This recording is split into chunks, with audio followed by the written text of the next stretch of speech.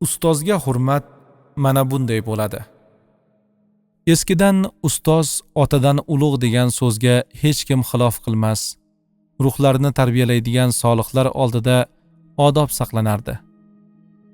Chunki ustozsiz bir haftalik yo'lni 7 yilda bosib o'tasiz. Shunda ham to'g'ri manzilga borishingiz dargumon. Aylanib yo joyingizga qaytasiz, yo adashib boshqa joyga borib qolasiz. Yana boshidan boshlay desangiz, umringiz uvol bo'lgan va hafsalangizni topishga majolingiz ham qolmagan bo'ladi. Shuning uchun ustozlarni hurmatlab, ularning ilmini olish buyuk saodat. Hadisi sharifni rivoyat qilishdagi ustozlarimizdan biri Hammod ibn Zayd hazratlari edi. U kishi bilan uchrashuvimiz rosa ajoyib bo'lgan. Abdullohning zehni o'tkirligi, qoriyligi, arab tilini mukammal bilishi va ko'p hadisi shariflar yod olib, ishonchli roviylardan rivoyat qilishi ko'pchilikka yetib borgan. U bilan ko'rishishni, o'zidagi ilmlarni unga o'tkazib, kelajak uchun foydali ish qilishni aksar olimlar o'ylardi. Biz hadisi sharif rivoyati ilmini o'rganish uchun Hammod ibn Zayd hazratlarining oldiga kelgandik. Suhbatlashib o'tirib, Hazrat Abdullohning ilmi va iqtidori, iste'dodining noyobligidan hayratga tushdi. Keyin mana shunday go'zal savol javob bo'ldi. Siz qaysi mamlakatdan keldingiz? Marfdanman, hazrat. U yoqlarda bizdan ilm olib ketgan shogirdlarimiz bor.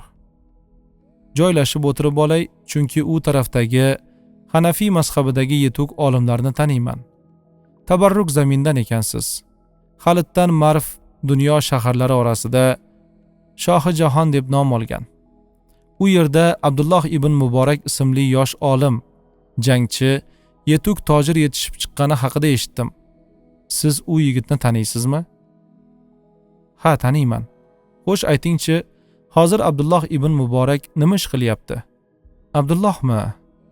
U hozir siz bilan gaplashib o'tiribdi.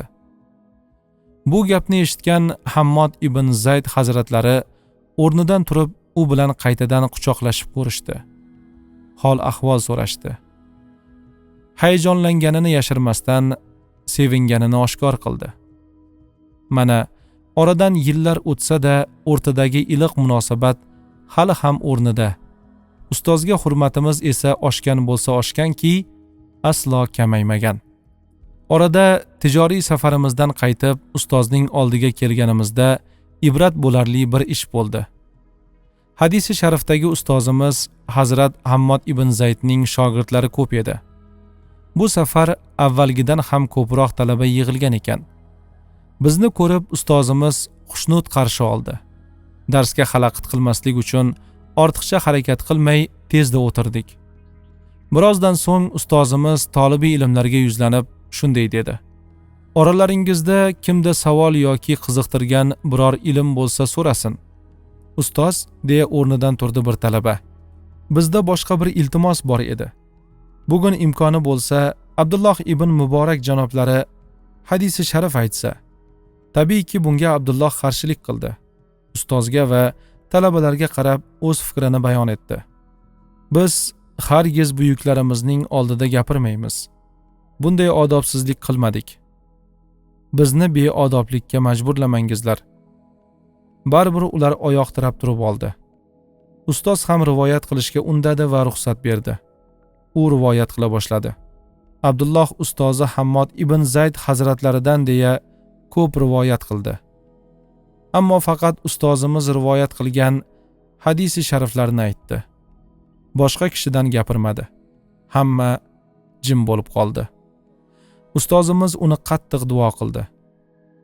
Abdulloh bu ishi bilan kelajak avlodga ham dars o'tgandi. Tuzuk ustozi bor odam boshqadan gapirmaydi. Boshqaga ruxsatsiz bormaydi.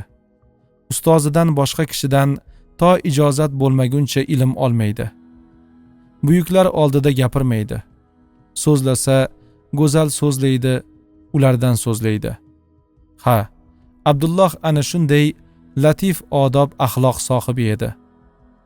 Ham beodoblik qilmadi, ham odob o'rgatdi. Shuning uchun ham uni hamma yaxshi ko'rardi. Buyuklarni hurmat, kichiklarni izzat qilmagan inson ummatdan bo'lmasligi borasidagi naql qilingan hadisi sharifni hayot tarziga aylantirib olgan edi u. O'zimizdan oldingi va zamonamizdagi ixlosli, omonatdor, ilmga xiyonat qilmagan, din va ummat g'amida yashagan olimlarni qattiq hurmatlar, o'zini ularga teng bilmas, ular haqida faqat yaxshi so'z aytardi.